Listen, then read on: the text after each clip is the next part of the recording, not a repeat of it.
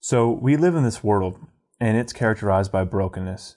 We don't have to look very hard to see there are things like disease, disasters, wars. There's a lot of pain in this world, but this is not God's original design. God has a perfect design.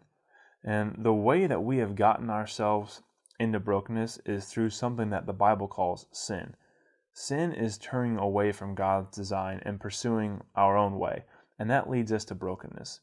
Brokenness eventually leads us to death, and this death will separate us from God forever. But God doesn't want us to stay in brokenness, so He's made a way out, and that way is Jesus. Jesus comes and He enters into our brokenness, and the death that we deserve for pursuing brokenness, Jesus takes our place and dies on a cross, and His body is broken for us.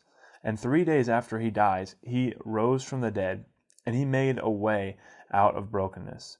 And people try many things to get out of brokenness, things like religion, things like success or relationships, education, or drugs and alcohol. But none of these things can get us out of brokenness. The only way out is Jesus.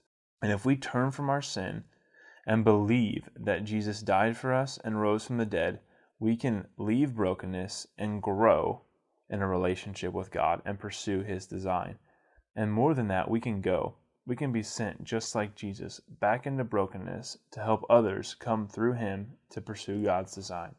Now, there's two types of people in the world. There are people that are pursuing God's design, and there's people that are still in brokenness.